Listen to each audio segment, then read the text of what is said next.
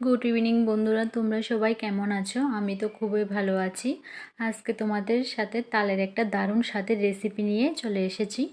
আমি কি তৈরি করছি তাল দিয়ে তোমরা কমেন্ট করে জানাবে।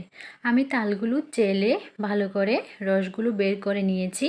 এখন আলাদা একটা পাত্রে কিছুটা পরিমাণ দুধ গরম করে নিচ্ছি। একটু ভালো করে গরম করে নিতে হবে দুধগুলো, যাতে করে তালের মধ্যে দিলে তালগুলো নষ্ট না হয়। কারণ তালের মধ্যে ঠান্ডা দুধ দিলে তালগুলো কেটে যাওয়ার সম্ভাবনা আছে। এখন একটা আলাদা কড়াই বসিয়ে দিয়েছি। এখানে আমি 2 হাতা দিয়ে দেব তালের রস। দিয়ে ভালো করে তালের রসগুলোকে নাড়িয়ে নাড়িয়ে আমি তালের রস থেকে জলগুলো শুকিয়ে নেব। কারণ তালের একটা তিতে ভাব থাকে, তাই আমি হালকা আঁচে ভালো করে নাড়িয়ে নাড়িয়ে তালের জলগুলো শুকিয়ে নিয়ে শুকানো হয়ে গেছে। দেখো একটা সুন্দর কালার এসেছে তালের মধ্যে। তাল শুকানো হয়ে গেছে, জলগুলো শুকানো হয়ে গেছে, সুন্দর একটা কালারও চলে এসেছে। এখন সুন্দর করে এগুলো সবগুলো একসাথে মিশিয়ে দিয়ে দেব আমি পরিমাণ মতো চিনি। তোমরা যে যতটুকু চিনি প্রয়োজন ততটুকুই দেবে। আমি আমার পরিমাণ মতো চিনি দিয়ে দিয়েছি। দিয়ে সবগুলোকে আবার ভালো করে মিশিয়ে চিনির থেকে কিছুটা জল বেরিয়ে আসবে, এগুলোকে শুকিয়ে নিয়ে এখন দিয়ে দেব একটু পরিমাণে নুন।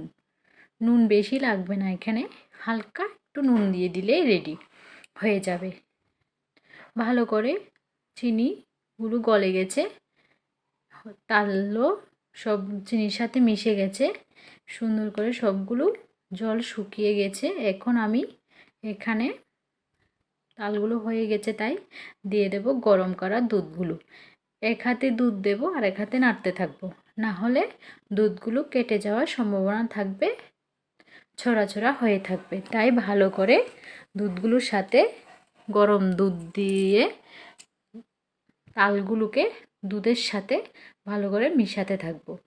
আমি পরিমাণ মতো দুধ দিয়েছি, দেখো কি সুন্দর কালার এসেছে। এভাবে নাড়তে নাড়তে সবগুলো মেশানো হয়ে গেছে। এখন আমি শুকিয়ে নেব দুধগুলো ভালোভাবে। সুন্দর করে ফুটছে। এখন আমি উপর থেকে দিয়ে দেব কিছু নারকেল কোড়া।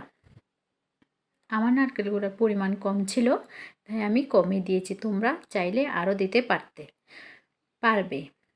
সবগুলো মিশিয়ে নেব, ভালো করে শুকিয়ে নিলে রেডি আজকের তালের এই রেসিপিটা। তোমরা দেখে কমেন্ট করবে আমি তালের এটা কি রেসিপি বানালাম। খেতে দারুণ হয়েছিল। তোমরা লুচির সাথে মুড়ির সাথে খেতে পারবে, বানিয়ে দেখবে।